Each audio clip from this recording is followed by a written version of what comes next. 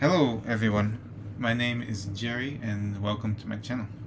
This is the beginning of a series of videos about the questions in the Princeton 101 Physics 101 final, where I explain how to do the questions with a bit of visualizations.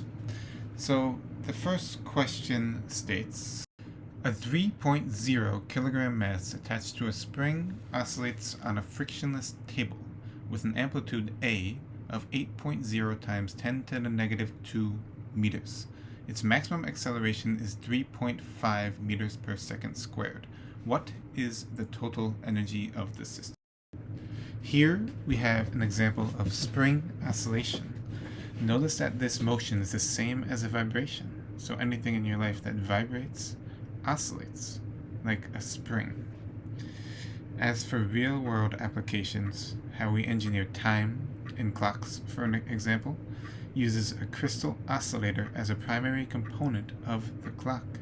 This crystal creates an electric signal with a constant frequency, which we can take advantage of to cause the clock to tick each second.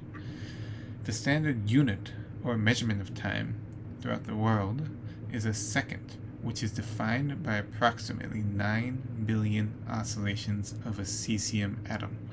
Yes, 9 billion per second.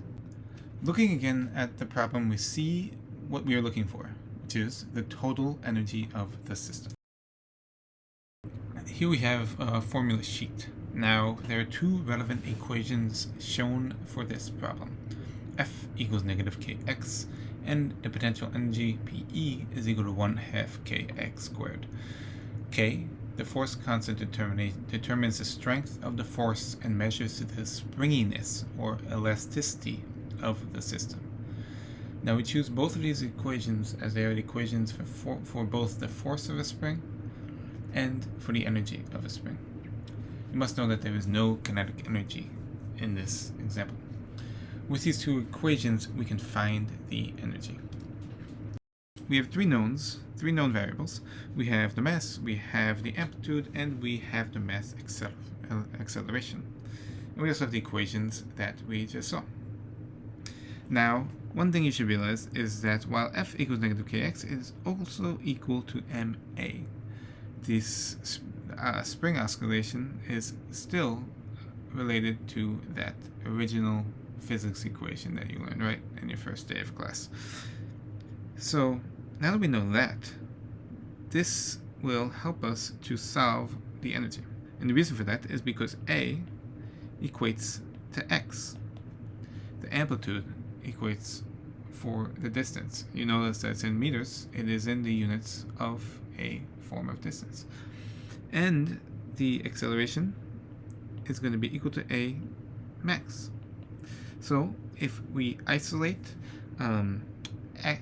K in the first equation, we will be able to plug it in to the potential energy equation and find what the energy is of the system. So let's do that. So here, kx is equal to ma. Now the reason I get rid of the negative is because it's irrelevant at this point, because if we keep it negative, at the end it will be a negative value because x, m, and a are positive. So when we plug it in to the potential energy equation, we will get a negative number as well. And that's not really important because we're just looking for the total energy.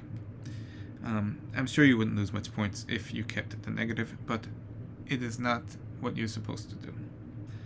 Okay, so let's isolate. It's quite simple. We have k is equal to ma over x. Now, if you plug these values in, you get 130 kilograms per second. The reason we get these units is because we have kilograms times meters per second squared over meters. The meters are going to cancel out, so we would just get kilograms divided by seconds squared. Okay, and now let's find the energy. So the potential energy is simply equal to 1/2 kx squared. And that is going to be equal to 0.42 joules. And joules being simply the unit of energy. And now that's the end of this video. I hope you enjoyed it.